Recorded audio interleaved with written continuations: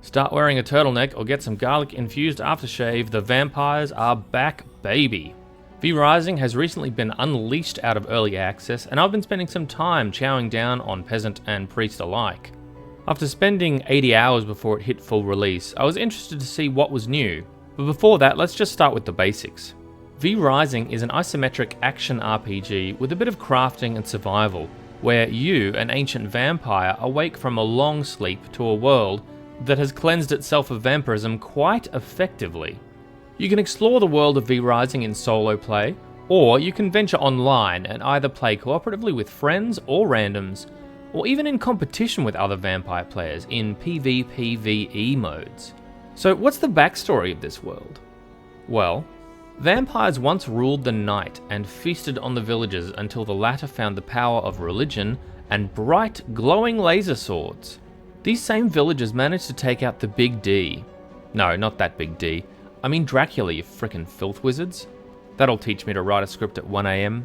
Anyway, Dracula managed to get permanently corpseified, and his V-blood has spread across the world, infecting animals and humans, making them like medieval X-Men. You wake up after all this has gone down, thirsty for some revenge, preferably warm and fresh from an artery. The time has come to rebuild the empire of the undead. It's a pretty cool story, and the cutscene is effective at communicating your motivation and gearing you up for a cool adventure. You bust out from the crypt onto the world, and you're guided to setting up your castle and getting into some shade before the sun rises and bakes your biscuits, so to speak. There's a day-night cycle, and as you'd expect, nighttime is your friend and daytime is to be avoided when possible. Spend too long in the sun and you'll hear your flesh start to sizzle and take significant damage over time, until your health bottoms out. If you've drained some life out of someone or something, you'll have a reservoir of blood you can utilise to heal up when out of combat. Unfortunately, this reservoir drains over time, so there's a constant ticking clock you'll need to keep your eye on, and refill when needed to ensure you've got something to back up your healing ability. The world is lush and filled with tasty life. There are many different areas to discover with a wide variety of increasingly difficult enemies to fight. There's also different types of blood. Think typical RPG roles like Warrior, Ranger, Scholar, plus some extras, and each living thing has a percentage marker of how pure their blood is in these roles. Basically, the higher percentage their blood, the more RNG class advantage their blood grants you when you drink it. So take your refreshments and start to build a shack that will later become your castle. Set up a coffin and your base, and the world is your oyster. Collect resources, find fights, and upgrade your equipment. It's a system reminiscent of other survival titles like Valheim, and it can be considered a little bit of a grind. Personally, I don't mind a grind, provided the gameplay around the grind is tolerable, i.e. the combat. And dude, here the combat is fun. Whether fighting regular bandits or bosses, I love the fluidity of this system.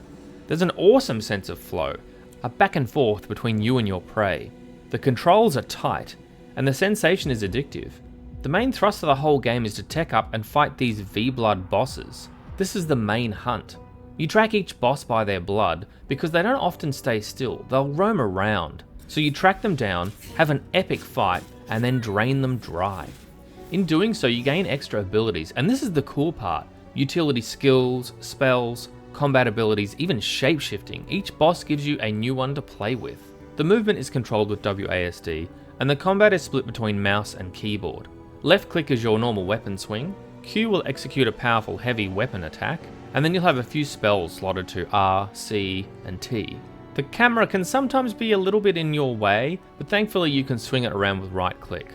There's not a leveling system per se, it's mostly gear dependent.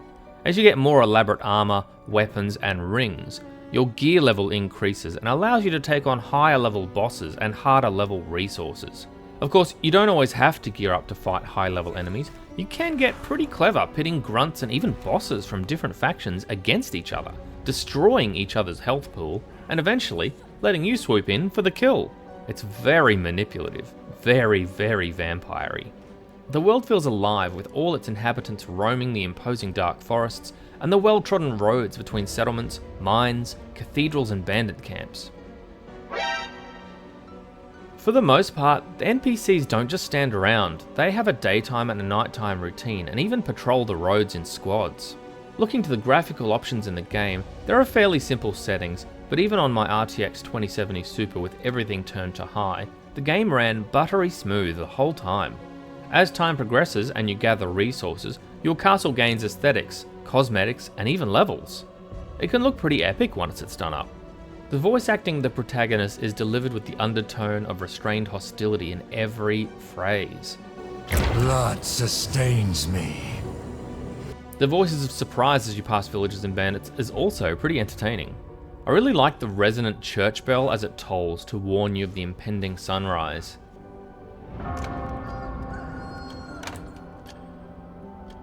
The background music is really on point for the vampire theme. It's a melancholic piano melody in a decidedly minor key, and it stokes the concept of savagery in this world. And the few notes that occasionally fall out of key push this even further.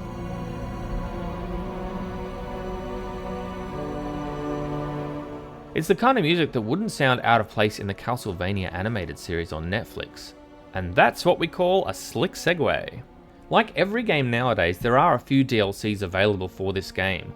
All seem to be cosmetic in nature, like Dracula's Relics or the Haunted Knights Castle Pack.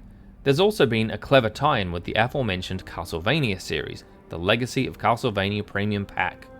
Now this has some pretty crazy awesome castle decorations and armor sets of Alucard from the series. I would say they are a bit expensive for cosmetic packs though. This is a really rewarding survival crafting ARPG, which picks all the best bits from games like Diablo and Valheim, with the combat system that raises the bar for this style of game. I can already see they've added a few bosses since early access, or at least since I've played it, as well as one or two new areas that I haven't seen before. So there looks to be at least a little more content to explore now if you haven't dived in since then. If you're not too afraid of a grind and you enjoy base building, survival genre, or just vampires in general, I think you'll really have a decidedly sanguine feast with V Rising.